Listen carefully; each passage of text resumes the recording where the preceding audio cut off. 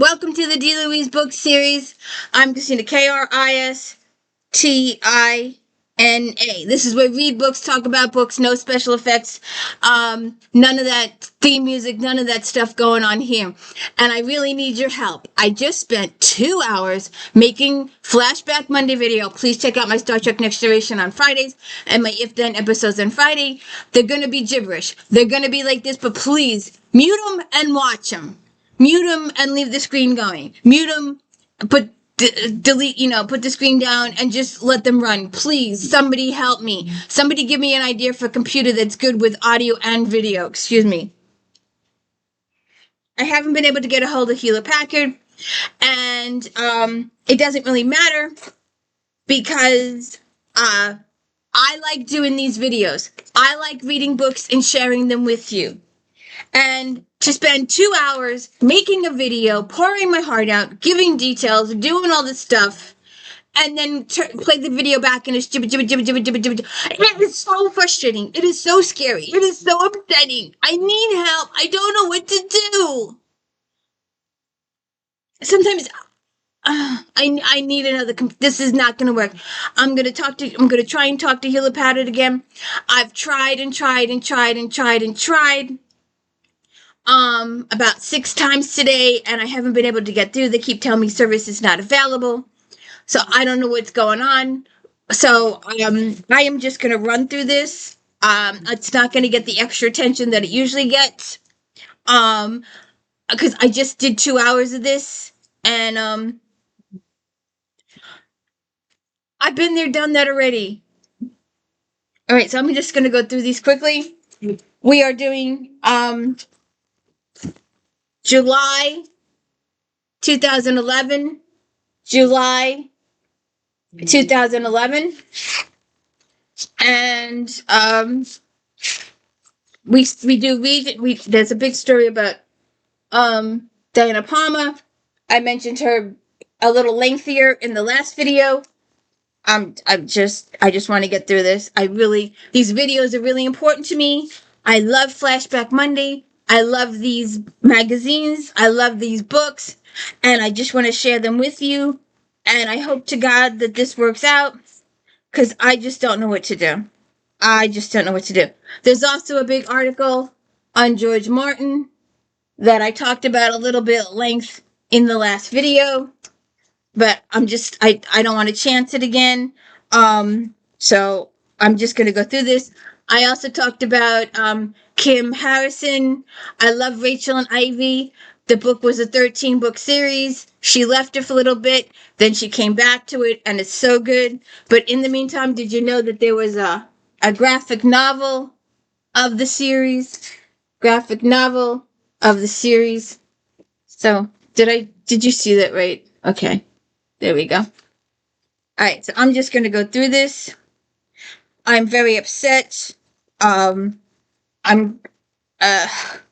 just really upset.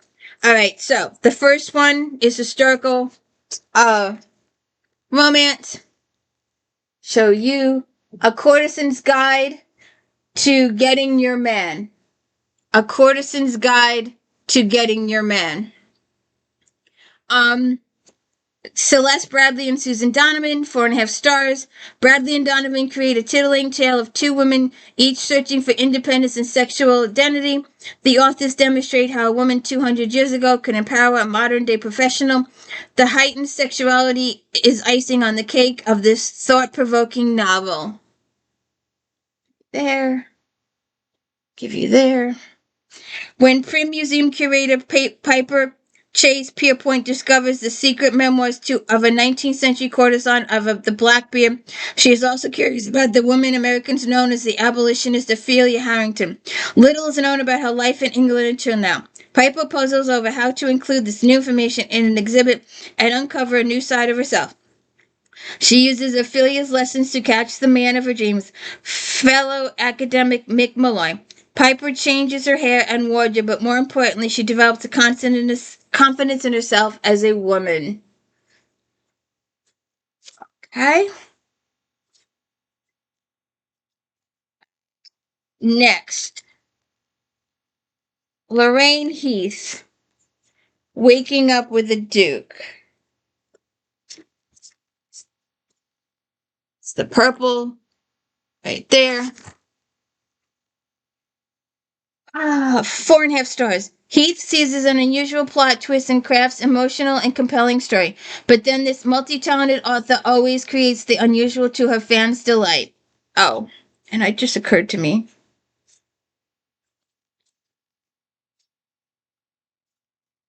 that I didn't show it here. 1, 2, 3, 4, 5.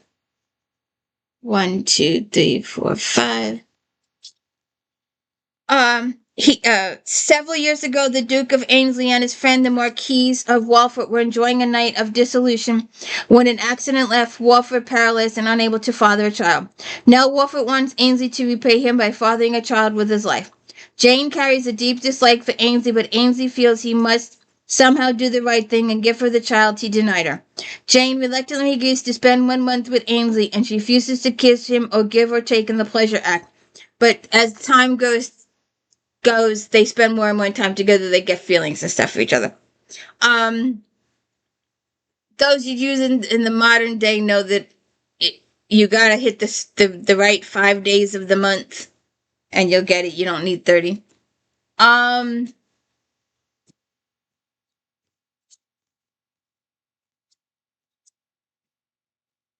Secret Mistress, Secret Mistress. Mary Bailiff, 4.5 stars. The Grand Mistress of Romance, Regency Romance, Bailiff always gives readers with delightful and thrilling love stories laid with deep humor, emotional intensity, and grand passion.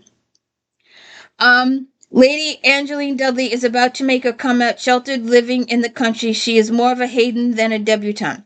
She knows she will still wed a titled wealthy man as befits her station as a Duke's sister, but she would rather have love. A stop at Posting Inn brings her a hero, Edward Elsbury, the new Earl of Hayward, who rescues her from unwanted advances and steals her heart.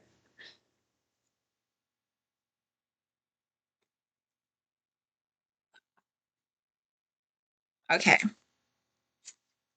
Um, Shoot, I really suck at this. I don't know where my highlighter went.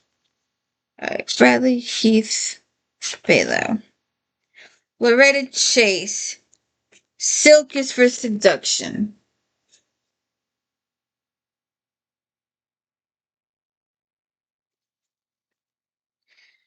Uh, 4.5 stars. Chase seeks the unusual in plot and characters and always presents readers with an exciting, different, and magical love story.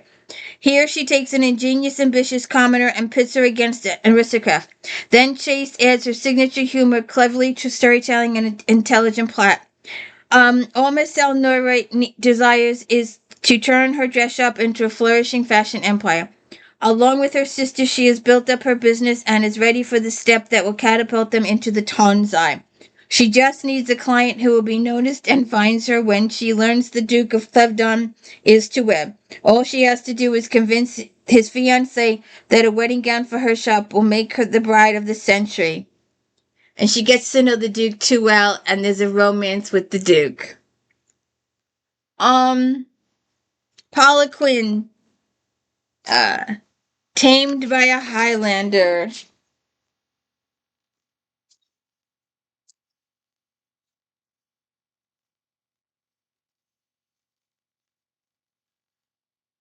Tamed by a Highlander. Tamed by a Highlander. And yes, the cards are still in. Uh, 4.5 stars. Quinn's talents for weaving history with a sexy and seductive romance are showcased in her latest Highlander series.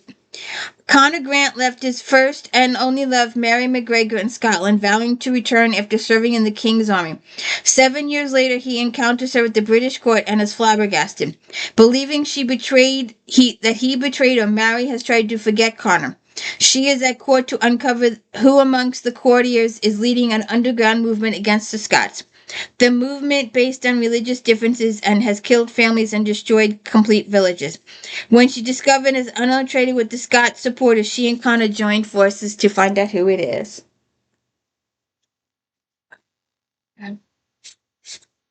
Charlotte Featherstone.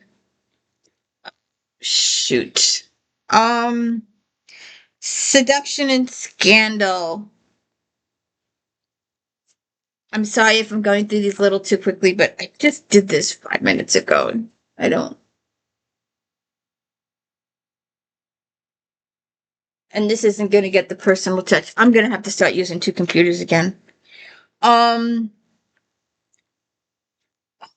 God, I'm sorry. I'm just not having a very good day. Chase seeks the unusual in plot and characters and always presents readers with an exciting story, different and magical love story.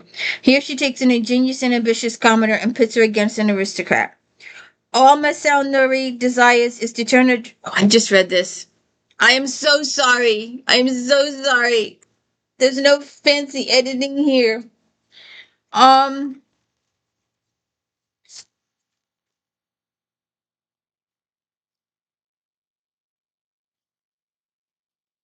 Vicky Dryling, How to Seduce a Scoundrel.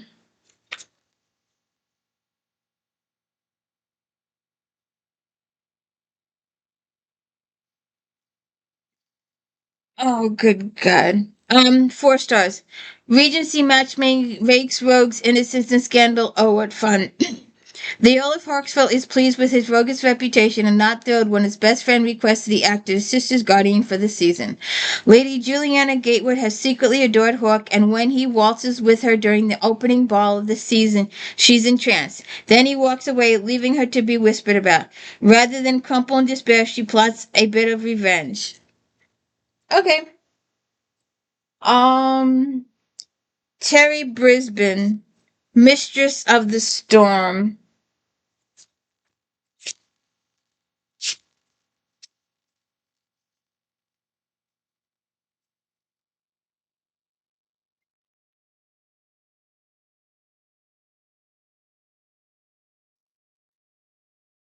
Cover. Will you see that cover in a bookstore and go, I gotta have it? Um, the latest book of Brisbane Storm series is Essential Feast, an erotic tale of good versus evil. Isabel is a pawn of her powerful, hungry stepfather. He sells her to any and all who can bring him political gain. Uh, including Duncan of Sky, a healer with royal connections, but Duncan sees the beautiful temptress and not the whore, and he wants her for his own. Okay. Uh, I am so lost today. I'm so very, very lost. Um, The Perfect Mistress. No. The Perfect Kiss. Excuse me. I am just very rattled today. I am just very rattled today. 4 stars. Thomas twists and turns Cinderella's story into a delightful read filled with sexual tension. When her cousin falls ill, Crystal Douglas takes her gown and steals into a masked ball. Her slipper literally falls into Camden St. Giles' hand, and she gets her very first kiss. But later that year, her cousin marries Camden, and after a few years later, lies dead from a horrible fall. Following the wedding, Crystal left for America, wed, and as a widow returns to Scotland to care for her cousin's child. And her and Camden get together. Okay. Donna Fletcher, Loved by a Warrior.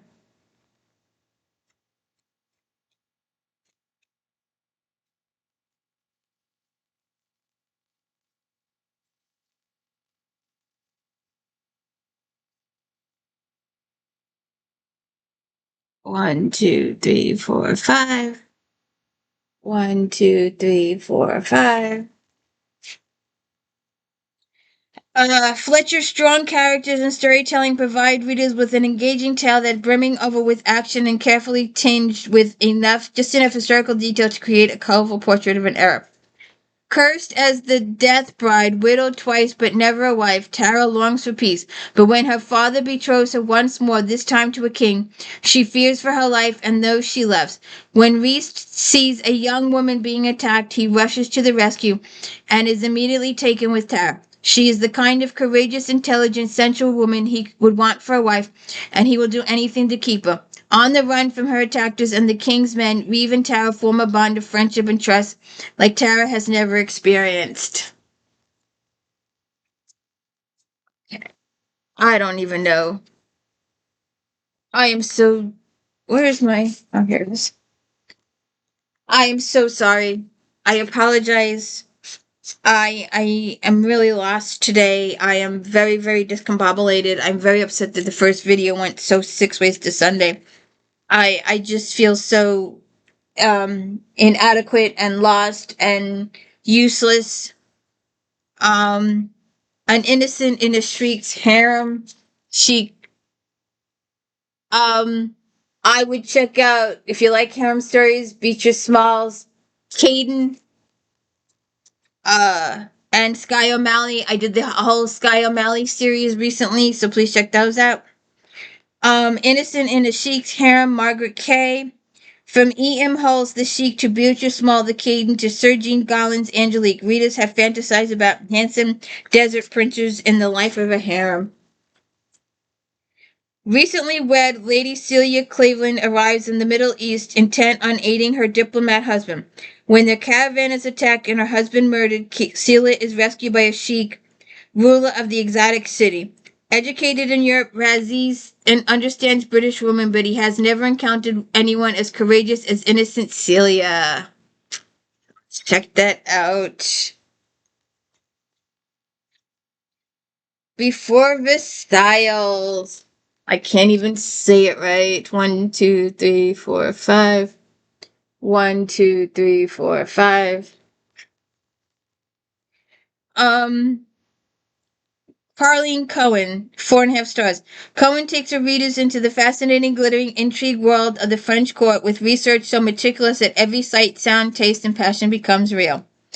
At 22, Louis XIV became king, but before he rose to stature of the Sun King, he had to fight long and hard to retain rule of his country. His struggle to become a modern monarch begins with the death of his advisor, the powerful Cardinal Mazarin. Then the king relies on Jean Baptiste to advise him on critical issues, and then he falls in love with Harriet. Let's see what happens there. T.L. Higley Pompey.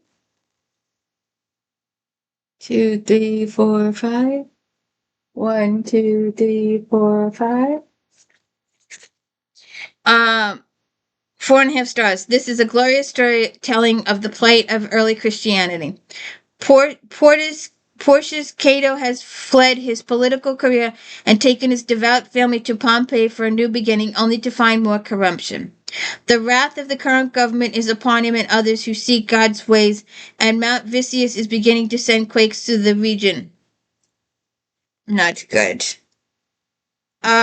Gail Roper, Shadows of the Sand.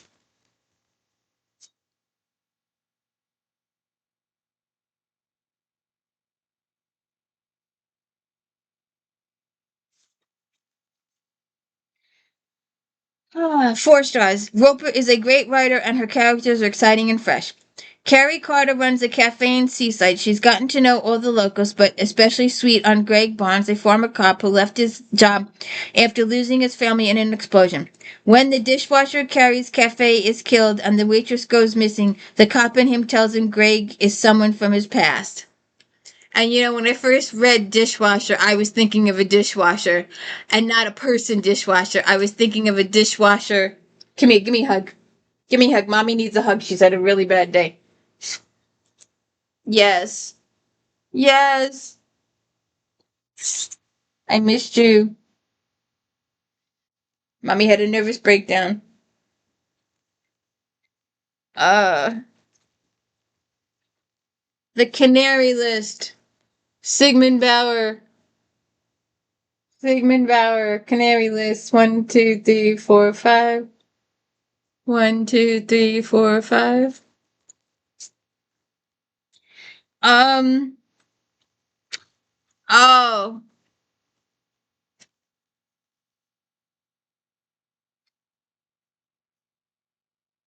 Oh, I wish. All right, let me get through this. Oh, good.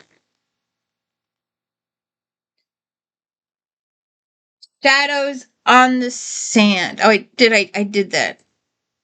Yes, I did that. Okay, I am very sorry. I am very sorry. I am very, very sorry. Anna Gephardt, blessed.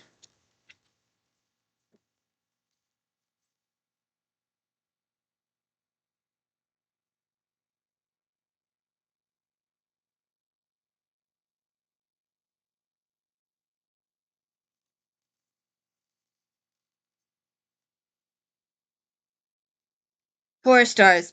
Gephardt has clearly done extensive research on the Shakers and makes them come alive for readers, detailing their culture and strict rules that ultimately led to them to cease. Lacey Bishop knows her life is a mess, but it's not by her doing. She had been working for a preacher and his wife, helping with housework and caring for the child that was left on their doorstep.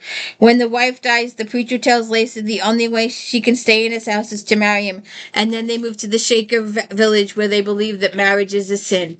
How can marriage be a sin? It was okayed by God, right? I don't know. Um, Andrea Boshar, Undaunted Faith.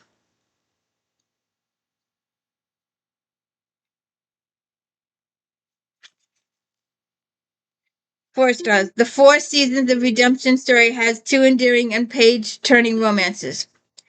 Arizona Territory, 1867, when school teacher Bethany Leanne Stafford's reputation is unfairly soiled. Pastor Luke McCabe proposes marriage as a way out of the scandal, but Bethany wants more than a marriage of convenience. Why does she always do this to me? I don't even know where my stuff is.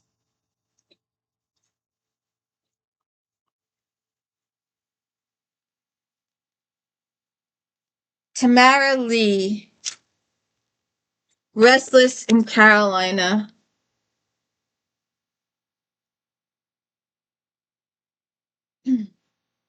Lord, I hope you're working. I am not going to do this a third time.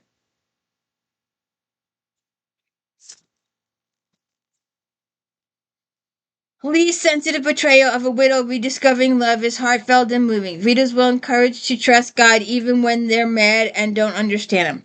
After losing her husband, Pickwick Buchanan is no longer released and happily ever after.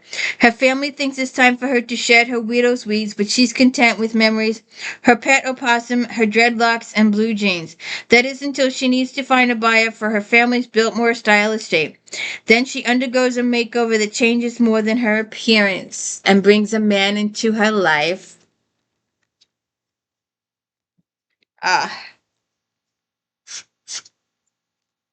Ah, Christian Billerbeck.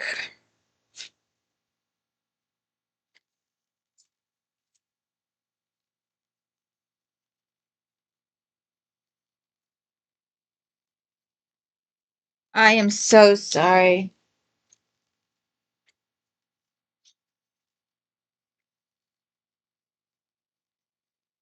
Perfectly invisible. Perfectly invisible. Three stars. The second book featuring Daisy Crispin is sweet and enjoyable. Daisy is a fun character, but many of her problems could be cleared up with simple conversations about the misunderstandings. Yeah, soap operas do that too. I don't like when soap operas do that. I just don't like it. They'll run whole things on simple misunderstandings. In fact, there's one going on now in General Hospital. Uh, let's see. Penny Kyle, Sherry Kyle, excuse me, delivered with love.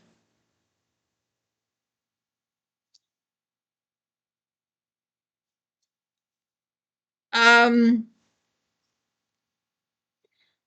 Kyle's novel is enjoyable and sweet. Romance will appeal to readers. The characterization is strong and the characters seem like real people. The conclusion of the story is a bit too convenient and abrupt. Yet overall, the tale is an enjoyable read. Um, okay. Uh, The Other Countess.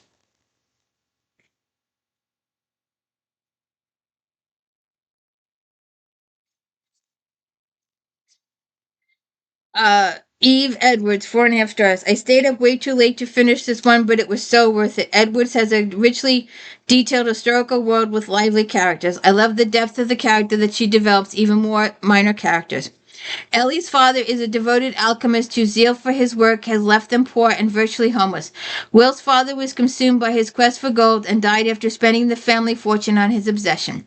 Resentful but resigned, Will heads to court to find a wealthy bride and collect the much needed dowry she will come with. Although Will is quite aware of his duty to marry well, he can't help falling in love with the intriguing and educated Ellie. See what happens there.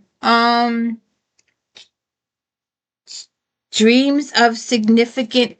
Oh, death of significant. No, just say dreams. Dreams of significant girls. I am sorry.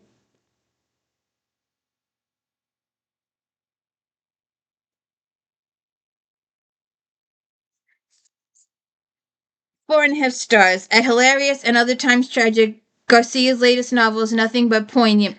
Each girl's personality jumps off the page. My only issue is that much too short.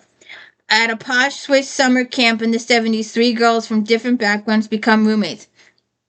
Rebellious sex fiend Ingrid from Canada, aloof, intelligent Sharon from Iran, and cheerful kitchen crazy Vivian from America. They spend 3 summers forging a friendship built on love, success, and surviving tragedy. In other words, a friendships that will last a lifetime. Let's see what happens there. I don't even know what I'm doing.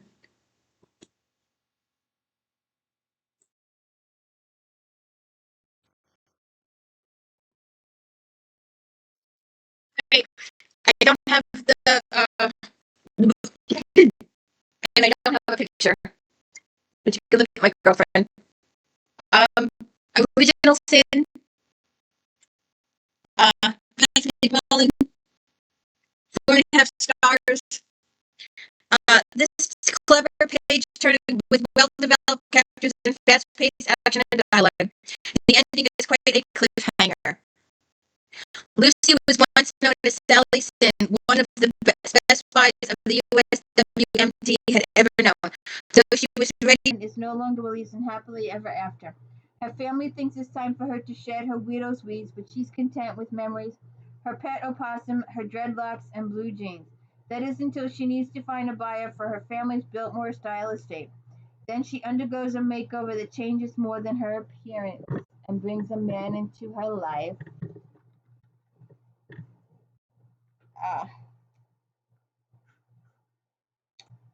Uh, Christian Billerbeck.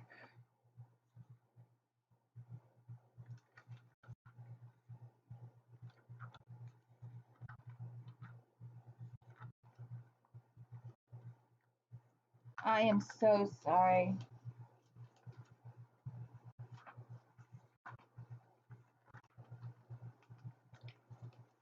Perfectly invisible. Perfectly invisible. 3 stars. The second book featuring Daisy Crispin is sweet and enjoyable. Daisy is a fun character, but many of her problems can be cleared up with simple conversations about the misunderstandings. Yeah, soap operas do that too. I don't like when soap operas do that. I just don't like it. They'll run whole things on simple misunderstandings. In fact, there's one going on now in General Hospital. Uh, let's see. Penny Kyle, Sherry Kyle, excuse me, delivered with love.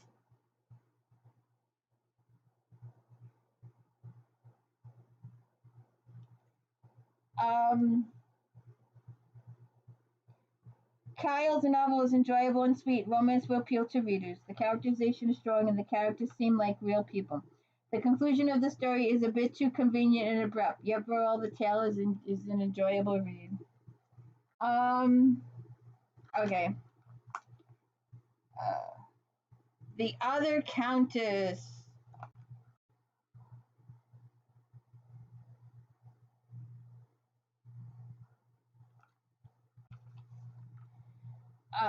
Eve Edwards, 4.5 stars. I stayed up way too late to finish this one, but it was so worth it. Edwards has a richly detailed historical world with lively characters. I love the depth of the character that she develops, even more minor characters.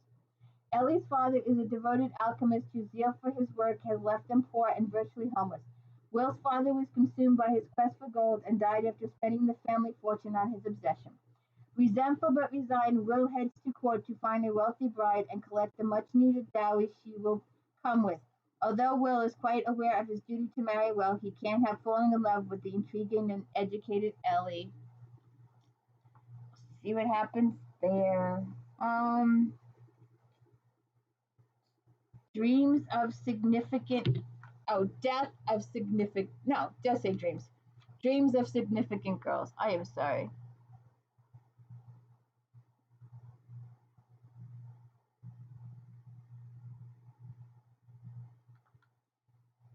Four and a half stars. At hilarious and other times tragic, Garcia's latest novel is nothing but poignant.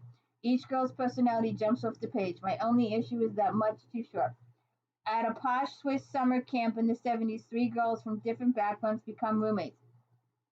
Rebellious sex fiend Ingrid from Canada, aloof, intelligent Sharon from Iran, and cheerful kitchen crazy Vivian from America. They spend 3 summers forging a friendship built on love, success, and surviving tragedy. In other words, a friendships that will last a lifetime. See what happens there.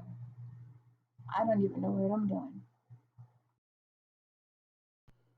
Alright, I don't have the book, and I don't have a picture, but you can look at my girlfriend.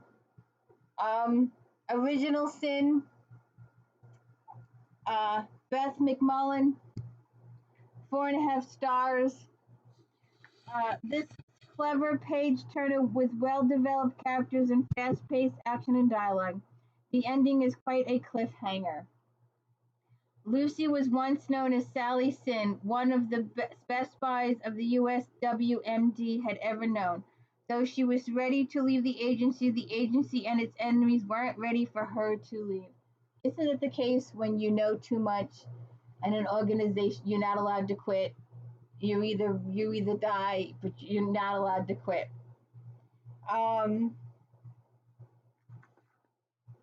So that was that. Allison Rose, The Very Thought of You.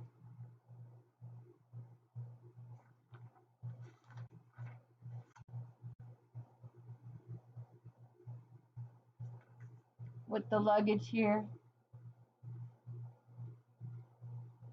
With the luggage. Rosie Allison, The Very Thought of You, 4.5 stars. This book's saccharine title belies the affecting story within. Set in World War II England, this graceful written novel takes an unexpected turns through betrayal, loss, love, and loss of innocence. As Britain prepares for war, 8-year-old Anna Sands is evacuated from London home to a country manor to live with a wheelchair-bound Thomas Ashton and his beautiful yet cold wife Elizabeth. See what happens there. Fern Michaels, Betrayal.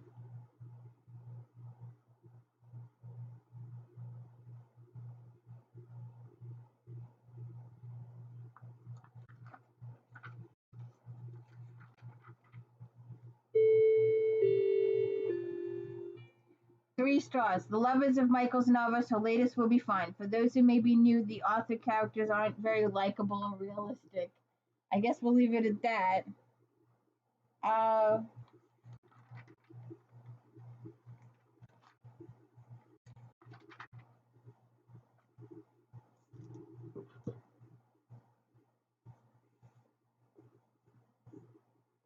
Dead Iron. Oh, and if you please go watch my If Then Steampunk episode. It inspired my husband to make some steampunk, so we will have a video on that shortly. 4.5 stars. Monk's entrance into steampunk is a tour de force in an old western threatened by an exiled fae who feeds on blood and pain. Strange nightmares are made of gears, bone black magic, and mantics that cannot be killed by or only dismembered.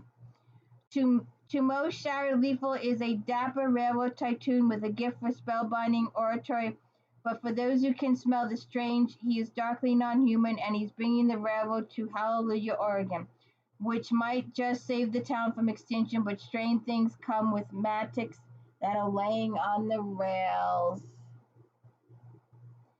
Cedar Hunt is semi-tolerated by the town for value for his skills as a hunter, but always under suspicion. Can he save it? Let's check it out. Oh.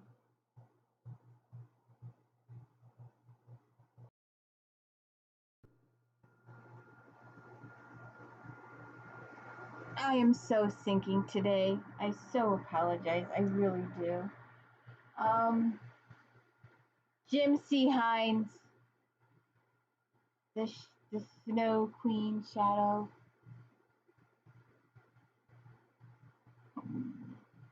4.5 stars. Mirror, mirror on the wall, read this book. Yes, read it all.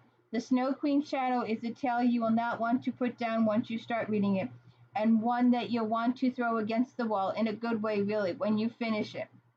While working on a new and risky spell to save a queen, Snow pushes the strictures of magic too far, shattering her mother's mirror. When she unleashes this shattering changes her and the kingdom she serves in a fundamental way. Each shard and grain of glass from the mirror is now a deadly weapon imbued in otherworldly magic.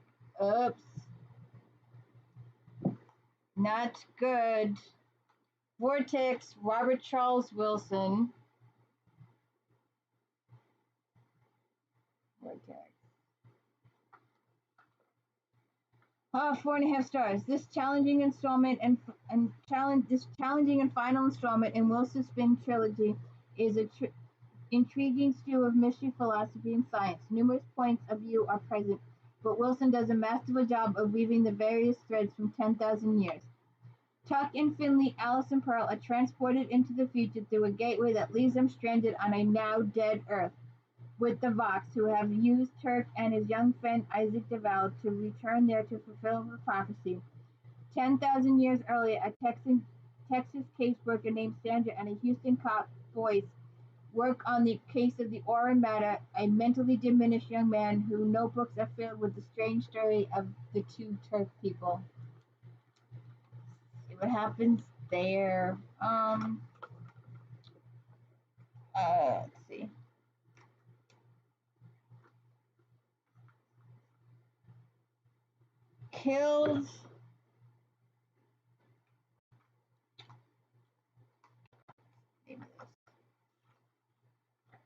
Killed at the whim of a hat. Killed at the whim of a hat. I am so sorry for my inadequacy today. Of course, I'm always inadequate, but this is worse. Colin Cotterill, 4.5 stars. Jim is a feisty narrator supported by a cast of well-drawn characters, excellent dialogue, and a carefully plotted mystery. Crime reporter Jim Jaree is marooned in a southern coastal island with not a dead body in sight. Forced to follow her eccentric family away from the crime-rich big city in order to keep an eye on her mother, Jim spends most of her days gutting fish and wishing she was in the thick of things. So when an ancient VW bus containing 2 skeletons is unearthed in a nearby farmer's field, Jim is eager to get back to work.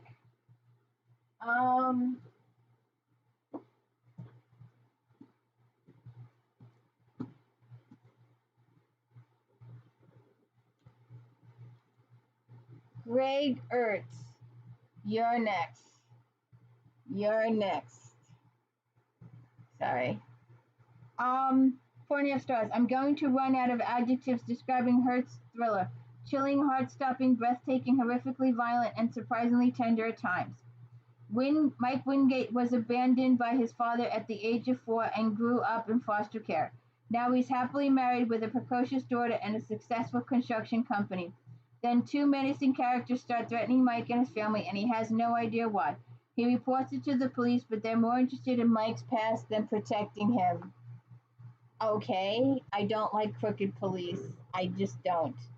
I just don't like stories of crooked police. Um, Outrage, Robert K. Tenenbaum. For New Stars, Tenenbaum's story looks deeply into the sordid areas of New York City, from drug-infested Bronx to the shining corridors of City Hall, uncovering police corruption and political malfeasance.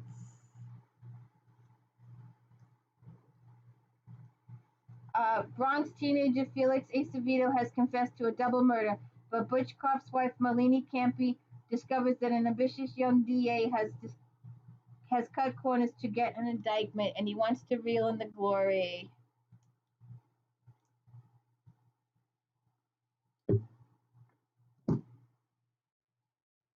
Quinn Johansson, Quinn. Running stars. Hang on for the second chapter in the gut-wrenching trilogy that has edges ever closer to revealing the secrets behind the Bonnie Duncan's disappearance. At the end of the previous novel, Joe Quinn was gravely wounded by killer Paul Blackwell. Feeling of losing Joe's forces Eve memories back to their initial meeting and how they worked together to stop a child killer. Black had claimed that Bonnie's biological father, John Gallo, killed her. As John suffered from a blackout at the time, he can't be certain he did it.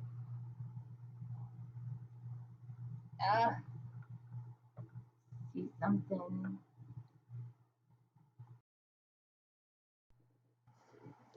Okay, I did a longer thing on this in the last video.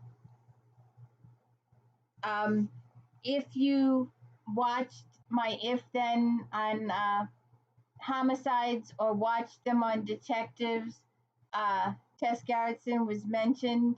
And if you're Rizzoli and Isle fans, Harmon is the lead actress, and Laura Miles, that's the character name, Laura Isles, but she was also on NCIS in the beginning years too. So the Silent Girl.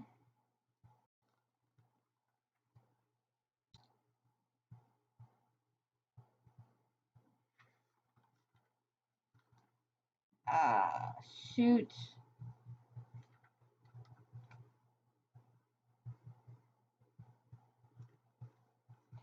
4.5 stars. Justice or Vengeance is dilemma at the heart of Gerritsen's new exceptional thriller. Rizzoli and Isles uncover a very dark drama that was decades in the making. 19 years ago, the Red Phoenix restaurant massacre in Boston Chinatown was deemed a murder-suicide. Today, Rizzoli, Barry Frost, and Laura Isles discover a gruesomely murdered woman and follow the clues to Iris Fang, widow of one of the Red Phoenix victims. 2 years before her husband's death, their 14-year-old girl Lara disappeared. See what happens there. All right. Like I said, there was a big article in the beginning of this magazine. I talked extensively about it in the last video. I may just put the jibber jabber up.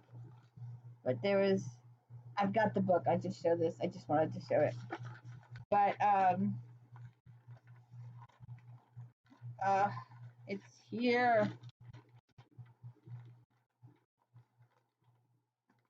All right, wait a second. I am sorry for my inadequacy and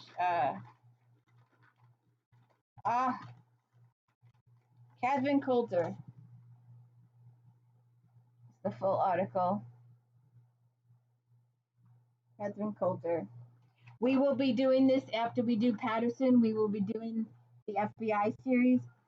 If you watch my If Then, my Regencies, when we talked about Julia Quinn's Bridgertons, we also talked about Joanna Lindsay's Mallory's and Catherine Coulter's Sherbrooke's and Mary Bailow's Westcott series and a couple other series.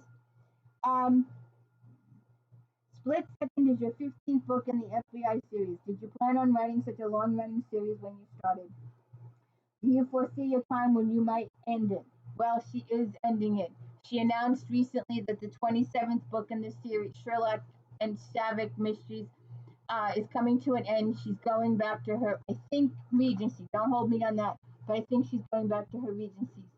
And I like the Sherbrookes, but I will miss Sherlock and Savick. But she wants to do some more lighthearted stuff, so I'm hoping it's just uh, Sherlock and it's more Sherbrooks or something like that.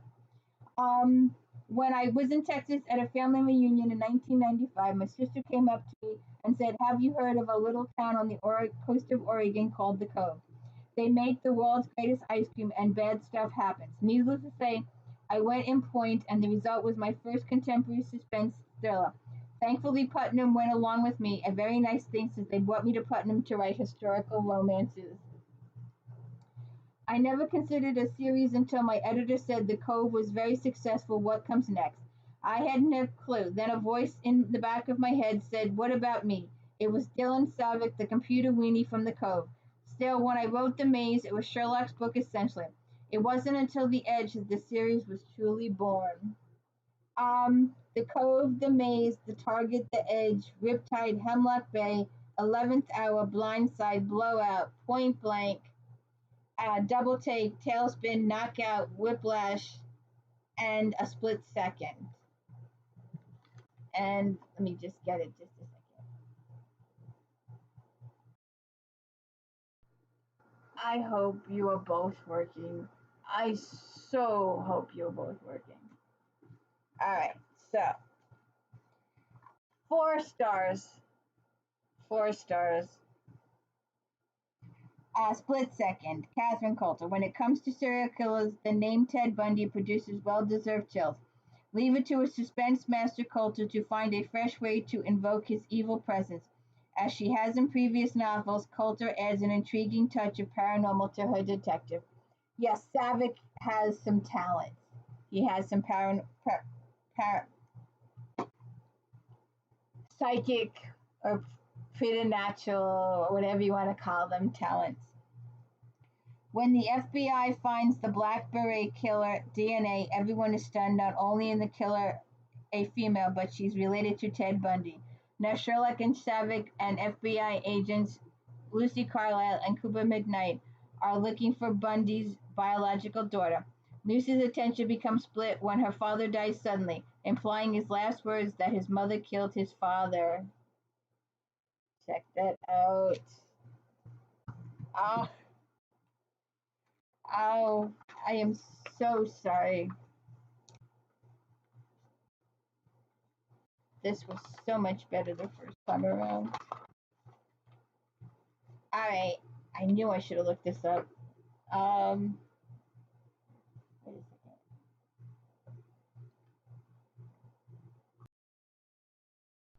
Please go and check out my first Steve Berry video. I believe it was the Patriot Threat.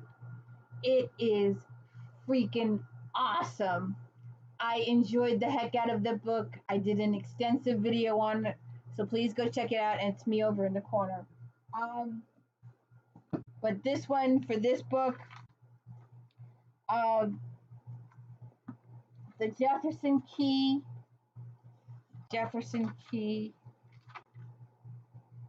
I just had it. I love this series. I love Cotton Malone. He's got a mysterious past. It's awesome. 4.5 stars. Berry's best-selling Cotton Malone series has this wonderful, intelligent, heroic cross Europe and China. The latest brings him to America. Historical fact and thrilling danger are combined beautifully. Malone's sixth adventure takes him from New York to Washington, D.C., to a mysterious location in the northeast corner of the continent.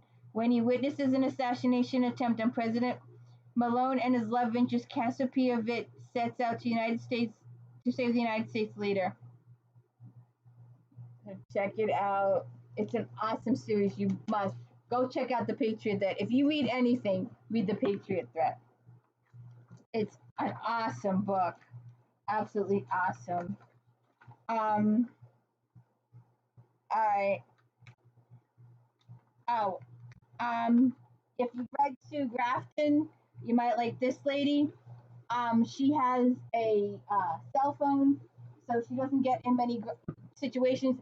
And Sue Kinsey was a detective or private detective. Meg is an amateur sleuth. She starts out as a girl, then she gets married and becomes a housewife, and then she starts working for the mayor and has a couple of kids. But each book she solves a murder mystery, and each book has the name of a bird in the title, and it's an enjoyable series. It's always a quick read, an hour, 2 hours tops, and it's really really good. Um, so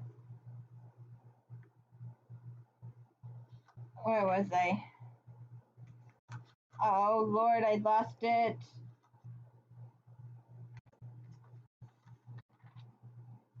Just a minute. I am such a nervous wreck today. I'm hoping that both of you work. I need you both to work. But anyways, I'm looking at stuff and it's right in front of my face and I can't see it. 4.5 stars. If you haven't yet discovered Andrew's puny bird titled mysteries, you're missing out on a wonderful series. The local animal shelter is having money problems and has to repeal its no-kill policy. Not so coincidentally, Meg, who is adjusting to life with 4-year-old twins, finds her house filled with animals, including a foul-mouthed macaw. But when one of the volunteers turns up murdered, she has to investigate. These are awesome series. We're going to do these one day, as soon as they collect them all. Vision Impossible. See it this way.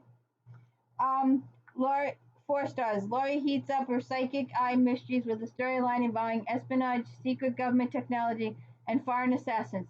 Full of action and adventure, the story moves swiftly and plotting and plenty of twists and turns. Abby Cooper is profiling consultant for the FBI, where her psychic abilities give her an advantage. She's called in to recover a stolen prototype for a new piece of technology that can capture a person's aura. Along with her boyfriend, FBI agent Dutch Rivers, she sets out on a high-stake undercover mission to retrieve the technology from an unknown enemy. Hope that works out. Oh, Catherine Mann, cover me.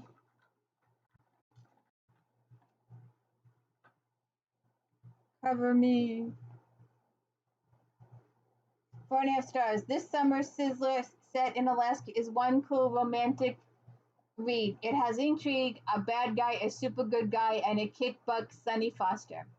Air Force Pararescue Tech Sergeant Wade Brick Wilkin lives by the motto that others may live.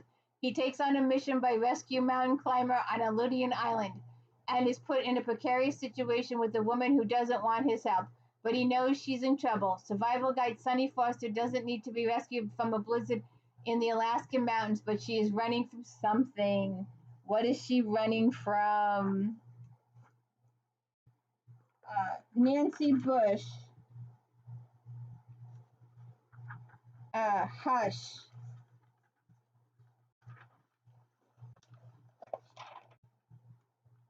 Hush. Hush. Hush. Um, 4 stars. Hush is a taut tale of haunting memories, hateful vengeance, and lasting friendship. A frightful night years ago comes back to haunt a group of friends, and one by one they start dying. Oh, that's not good. As Kobe Rendell heads home from her stepmother's birthday, she recalls the death of friends long ago. The friends who gathered that night will be together again at the birthday, including Kobe's ex-boyfriend, Dano Lockwood. One look at Dano now a cop and her old feelings resurface. Brenda Novak, Inside.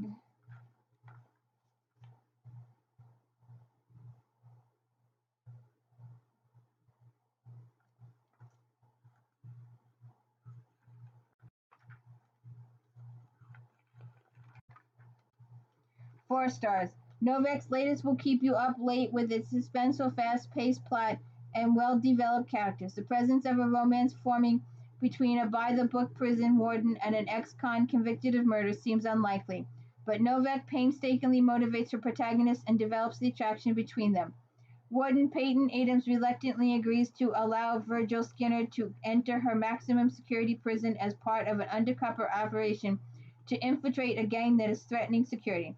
After serving 14 years for murder he didn't commit, Virgil wants out of the gang he joined in prison, but they are threatening his sister's life. Oh, we'll see what happens there. Oh, I am so sorry.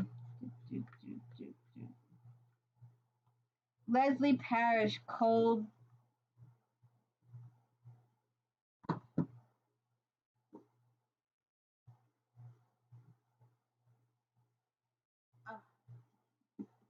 Cold Touch.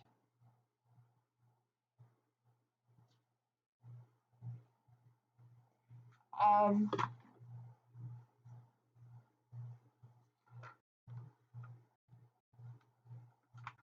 4.5 stars. This is a truly compelling and gut-wrenching tale. Parrish skillfully weaves paranormal elements into a taut murder mystery.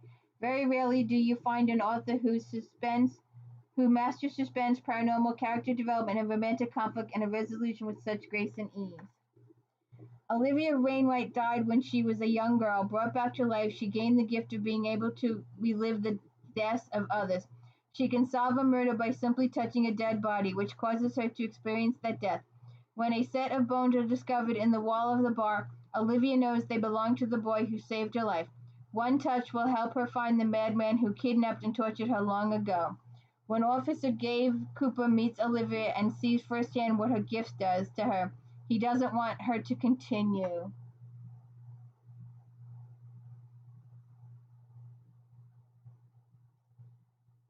See what happens there.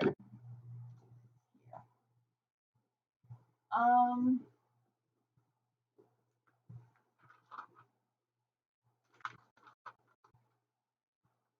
uh,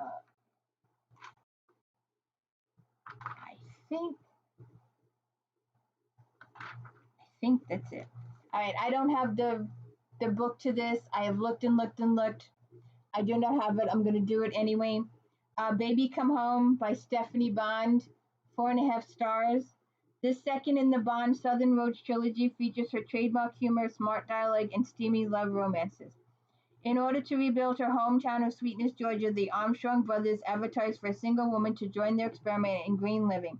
Middle brother Kendall is moping because the invite didn't convince his first love, Amy Bradshaw, to come home. When Amy left her hometown 12 years ago, she vowed to never return or to reveal her secret. Only the offer from Kendall's big brother has enticed her to return. Do we get a romance or what? Um,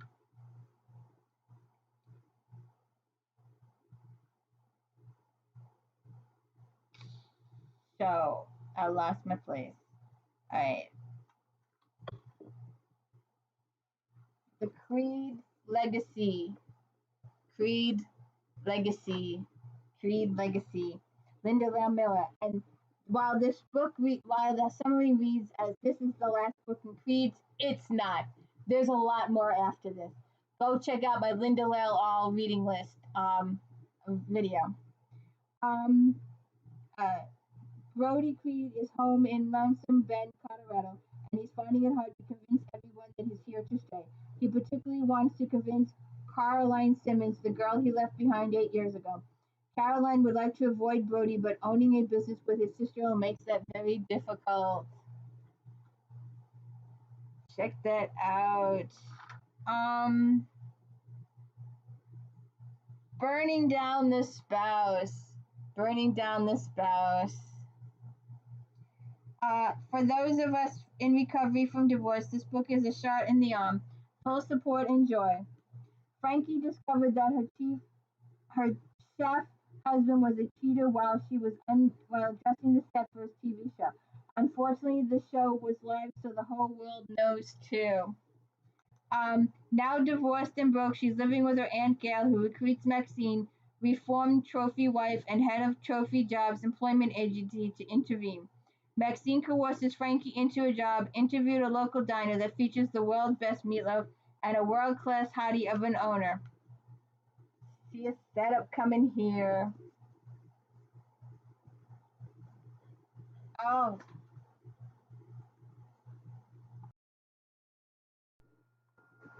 Oh. Laurie Foster. Savor the danger. Savor the danger. Um, 4 stars. Foster rounds out her sex-searing trilogy with a story that tilts toward the sizzling and sexy of the genre. Although he has wanted to get Alani Rivers into his bed, Jackson Saver is confused when he wakes up naked next to her. It's apparent from Alana's behavior they have become lovers, but a now ill Jackson can't remember anything about the previous day. Alana is initially angry but hurt by his neighbor, but soon realizes that he was drugged. So did he go to her bed willingly or not? We'll have to check that out. Um,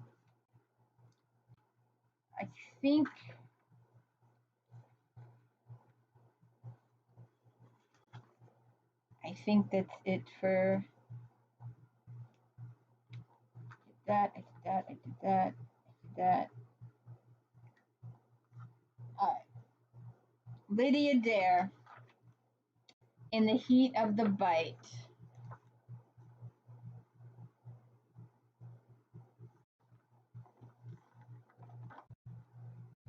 In the heat of the bite. In the heat of the bite. 4.5 stars. Dare's latest novel, set in 19th century London, combines a weather-controlling witch with a chivalrous English vampire and what occurs amusing romantic adventure, quirky, likable characters.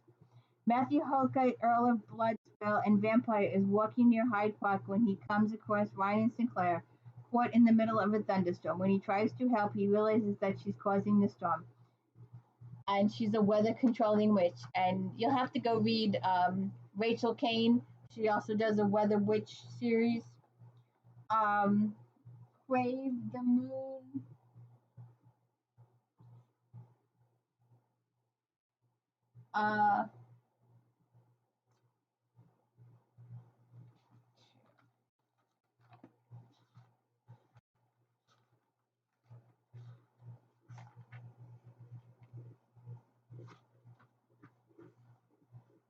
Crave the Moon.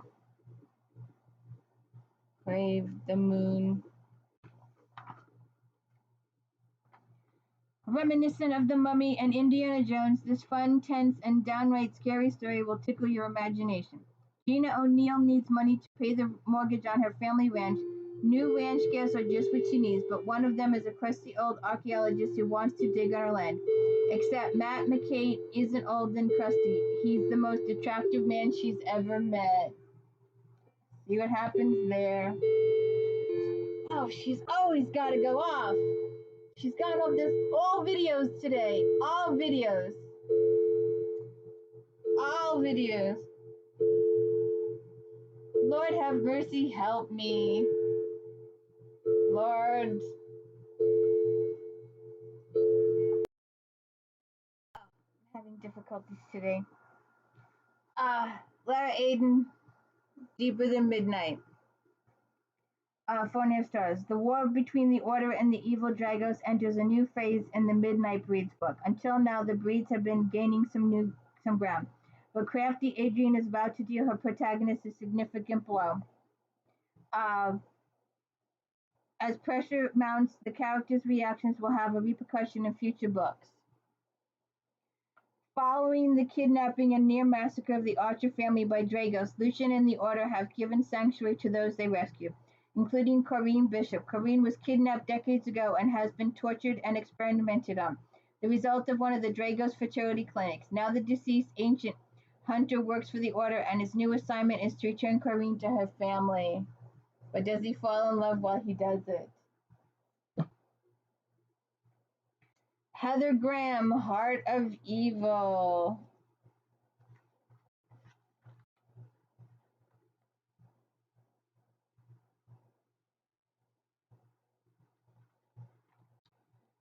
4 stars. Part of Graham's Q of Hunter miniseries, Heart of Evil, steeped with mystical huntings and historical lore on the Civil War. With New Orleans a backdrop, this is a genuinely spooky page-turner. The Dongale Plantation is a popular tourist destination for Civil War reenactments and a haunting ground for ghosts. When an actor turns up dead, owner Ashley Dongale is determined to put a stop to the violence. Giving her viable clues is the ghost of her ancestor who wants to stop spending his afterlife among the living. As if that weren't enough, her ex-lover Jake shows up. What's up with that? Oh, I so hope this video works. If you like shoes, you must go and read this whole series and actually do the audio.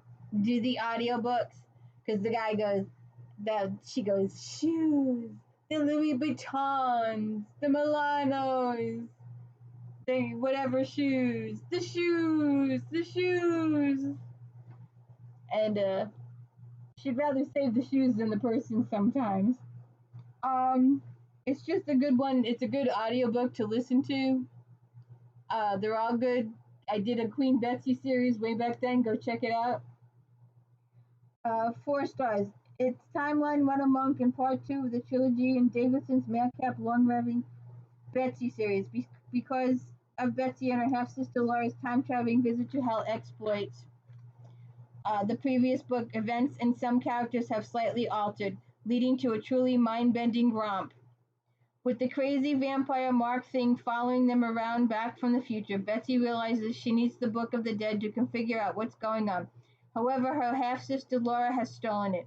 An infuriated Betsy storms straight ahead into even more convoluted weirdness, like waking up dead and naked in Chicago morgue. Oops.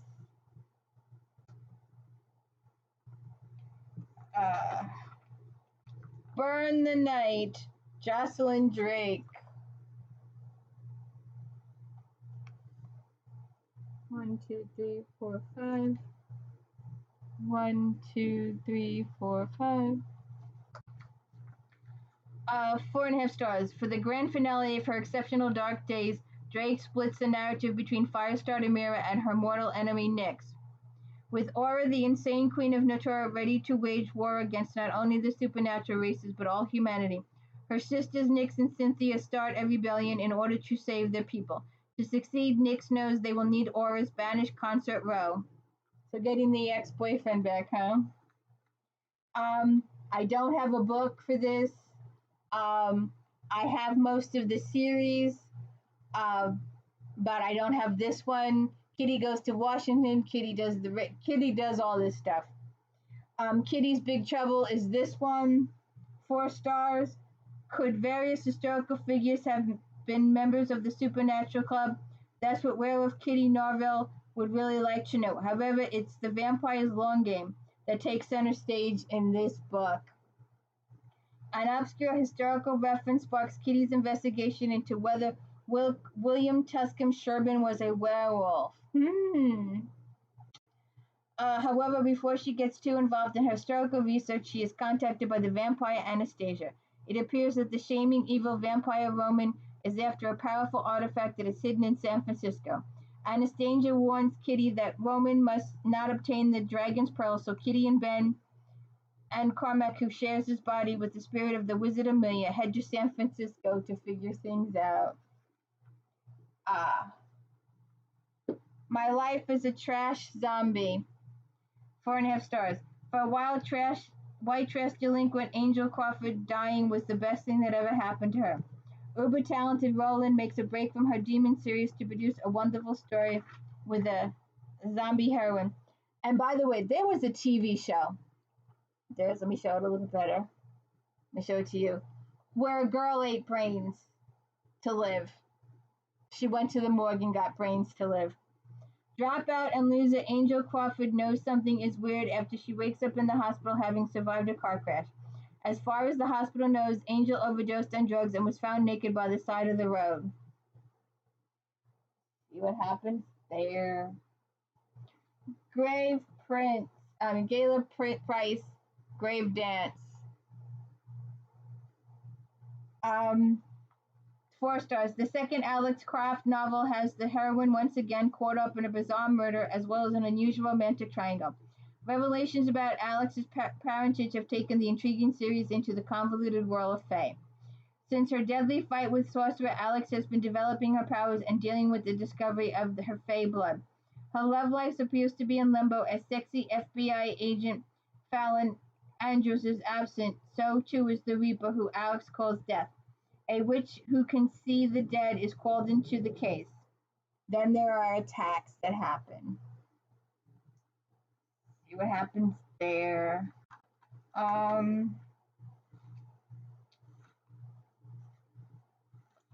The Changeling Dream, Danny Harper, 4 stars. Harper returns to the friendly wolf shifters in Duggan with a story brimming with positive vibes. Combine that with a touch of paranormal romance and suspense, and you have a story that will appeal to all sorts of people. James McLeod has been in wolf form for over 30 years, ever since his wife and unborn son were murdered and he's seriously injured. Years ago, veteran Jillian Dasham was attacked and almost killed. Although no one believes her, Jillian knows that she was saved by a white wolf, which she still dreams about after moving across Canada. See what happens there. Okay, I think that's, I know I'm missing some. That,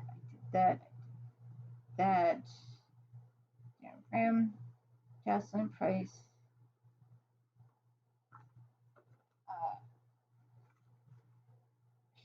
Shell Roland.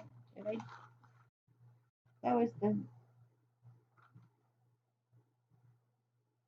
the zombie.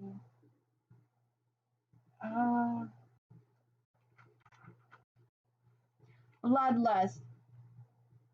Janine Holmes. Did I do that one? No. Alright.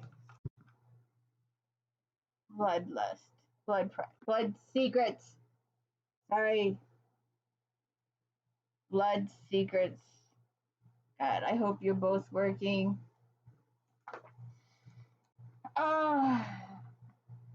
4 stars. Jeannie Holmes. Holmes follows up with her intriguing debut to taut another thriller. As a gusty heroine must face the fallout from her previous actions, Murder Most Creepy is once again plaguing Jefferson, Mississippi, as a young woman are disappearing. In the wake of vampire murder case, Federal Bureau of Preternatural Investigation agent Alexandria Sabin has been suspended and is waiting investigation by the Church Rumo. She is brought back to active duty by her lover Varric, Director of Special Operations, when a grisly new case implies the return of the famous killer known as the Doll Maker. Okay, so I think we did all of those. Alright, now I normally don't do 2-star books. I did do Daniel Steele last month because it was the 40th, something like that. And I will do her because she is my author. I have always said that if you want a vampire detective book, please read the first 9 books. If you like Edward, then go ahead and read Obsidian. But after that, Narcissus Chains, Cerulean Sins, and Incubus Dreams. And after Incubus, she starts to gain more and more lovers, and it becomes more of a sex thing. And she's up to like 20 lovers by now. So we'll just read this real quick. The first 3/4 of this novel, the 20th in this series, is readable and generally interesting hunt for a group of serial killers. Unfortunately, the last quarter is mixed up jumble of action scenes and supernatural leveling that ultimately makes very little sense. Anita and Edward have been called to Seattle to consult with local marshals on what appears to be the latest in a string of supernatural murders. A were-tiger has been killed and his body mutilated. With the heart missing, Anita and Edward know they aren't sharing that these killings have been committed by the Harlequin. We've got a lot of Harlequin in this series. All right. On to the Harlequin. Vicki Lewis Thompson, Cowboy Up. Vicki Lewis Thompson, Cowboy Up. Uh, spoiled. I got 4.5 stars. Spoiled by her girl, Emily Sterling returns to her father's ranch in Jackson Hole, Wyoming, where rancher Clay Whitaker teaches her a thing or two about what real cowboys do on the ranch and in the bedroom. Michelle Selmer, 1 month with the magnet.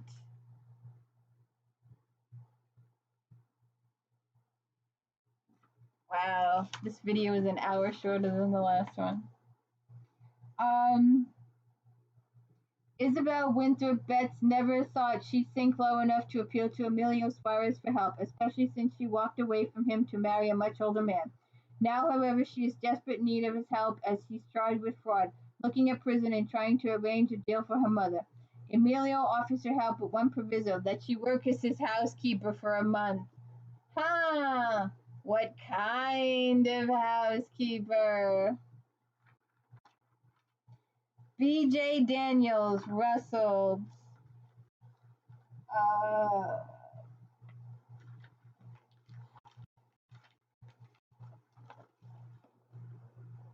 In the middle. In the middle. In the middle.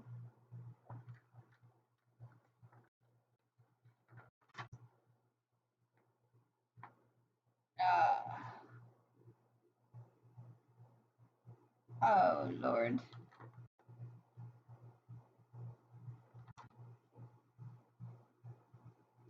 Four stars. Rancher Dawson Chisholm gets a lot more trouble than he expected when he stops rustlers from running off with his cattle. Jinx Clark knew the cowboy was going to be trouble when he caught her, but she'll do anything to break the rustling gang and avenge her father's death. So, the end of Faking It, Natalie Anderson.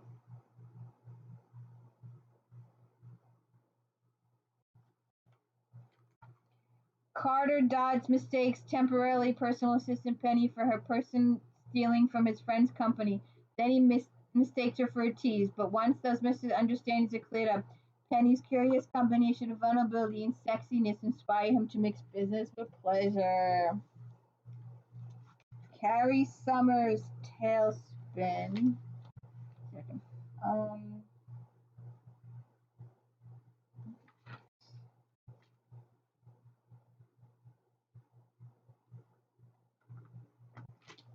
It's a little black and white. I don't know why they went that way, but they did.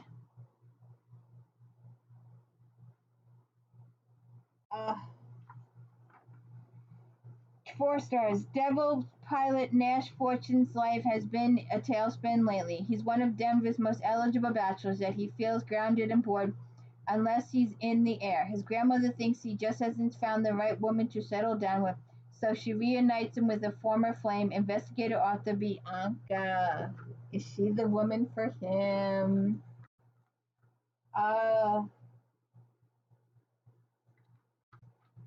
Cindy D's Soldier's Last Stand. Cindy D's Soldier Last Stand.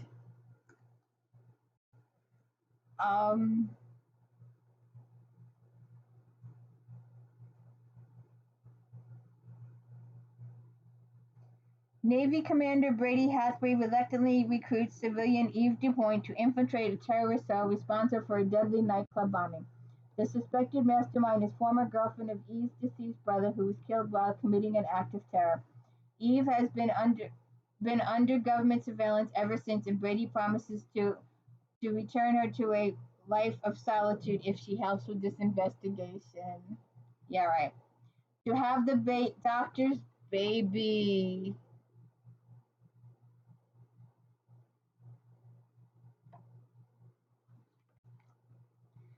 A new job at hospital puts Riley Evans face to face with her ex-husband, Dr. Nick Damien. She wants him to father a baby with her. At first, Nick refuses, especially since he's not interested in having children. However, he changes his mind. Rochelle Ellers, whatever. Please check out my Black Authors video. She was highly mentioned in there.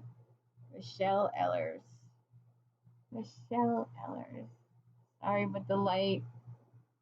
Sorry.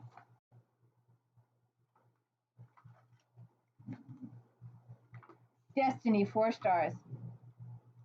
Ehlers gives her main characters time to grow with each other as opposed to falling headfirst into a physical relationship. By far the best part of the book. Dr. Mira Eaton has left city life behind and moved to a rural West Virginia town to become its new doctor. The sheriff of the town, Kenyon Chandler, is a retired pilot who came home to be closer to his family. Winnie Griggs, Second Chance. I was thinking of doing a Second Chance video. Second Chance.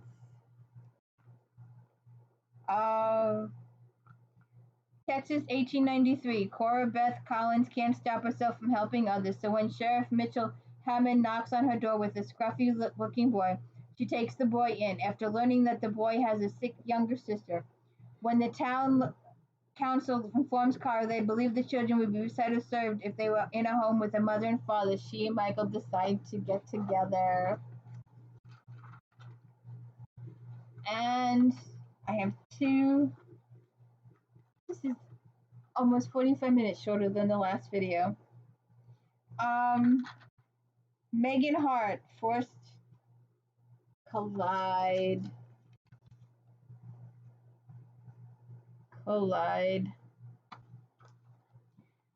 Smart, funny, and highly sensual, Collide is a roller coaster ride that's as emotional as it unconventional. The dream sequences are a great excuse to spice up the story with hot, uncomic sex. After suffering a childhood accident, Emily Mazur suffers from fugue states, seizure-like blackouts that cause her to hallucinate. Enter Johnny D'Alessandro, a Hoddesdon painter who starred in a series of raunchy films in the 70s. Em is almost 30 years younger than Johnny until her freak starts sending her 30 years into the past. Okay, I don't get it. Raising Cain. Lorelei King. James never disappoints with her tales of the McKay and the West families. Cain McKay is best known for his antics with his twin and cousins in their wild days, but he settled down and worked hard on his ranch for 2 years. He's been a part of the Big Buddies, Little Buddies program, mentoring Hayden Paulson and keeping his hands off Hayden's mama Ginger. When she takes a tumble down a flight of stairs and is laid up for a few days needing some hands-on cure, Cain is ready. So there you have the second or third or fourth or fifth time through, and each time it's gotten shorter. And please hit the like and subscribe and support me in all this today. I'd really appreciate it. Thank you.